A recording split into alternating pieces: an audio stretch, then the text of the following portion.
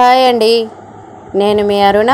ఈరోజు మనము వెరైటీగా కారంతో రైస్ చేసుకుందామండి. ఈ రైస్కి కావాల్సిన పదార్థాలు: వైట్ రైస్ ఒక బౌల్ తీసుకున్నాను, కారం పొడి 2 పచ్చిమిర్చి, కరివేపాకు, ఆవాలు, జీలకర్ర, ఆనియను, 1/2 కప్పు పల్లీలు, సాల్ట్. ఇప్పుడు స్టవ్ ఆన్ చేసుకొని స్టవ్ మీద ఒక కడాయి పెట్టుకొని కడాయి వేడయ్యాక ఆయిల్ తీసుకుందాము. ఎప్పుడు ఒకే తీరుగా రైస్ చేయకుండా lemon rice, carrot rice, fry rice అనకుండా ఈ విధంగా రైస్ చేసి పెడితే పిల్లలు ఇష్టంగా తింటారు. ఇప్పుడు ఆయిల్లో ఆవాలు, జీలకర్ర వేసుకొని చిట్టపట్టలు ఆడగానే కట్ చేసి పెట్టుకున్న ఆనియన్ కూడా ఇందులో వేసుకోవాలి.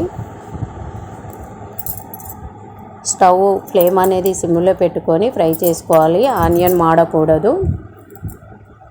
ఈ రైసు మనము లంచ్ బాక్స్లో కానీ, పిల్లలు స్కూల్కి వెళ్ళేటప్పుడు టిఫిన్ బాక్స్లో కానీ పెడితే వాళ్ళు చాలా ఇష్టంగా తింటారు. చాలా బాగుంటుందండి. మీరు కూడా ఒకసారి ట్రై చేయండి. ఇందులోనే 2 పచ్చిమిర్చి ముక్కలను వేసుకొని ఫ్రై చేసుకోవాలి. ఫ్రై అయ్యేలోపు మనము రైస్లో టీ స్పూన్తో 1½ టీ స్పూన్ కారము వేసుకోవాలి. మీరు తగినంత కారం వేసుకోండి. నేను కొంచెం కారము స్పైసీగా ఉండాలని వేసుకున్నాను. ఇందులోనే సాల్ట్ వేసుకొని మొత్తం మిక్స్ అయ్యేలాగా కలిపి పక్కకు పెట్టుకోవాలి.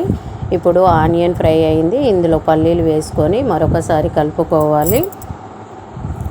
2 రెమ్మల కరివేపాకును కూడా ఇందులో వేసుకొని ఫ్రై చేసుకోవాలి.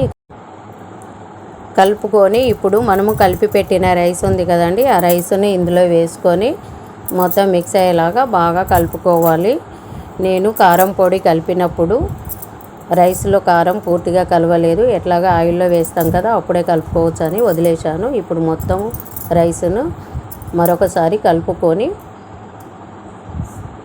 పెట్టాలి. అంతేనండి, ఈ రైస్ రెడీ అయిపోయింది. ఈ రైస్ మీకు నచ్చినట్టయితే మీరు కూడా ఒకసారి ట్రై చేసి కామెంట్ రూపంలో ఎలా ఉందో తెలియజేయండి. Thank you.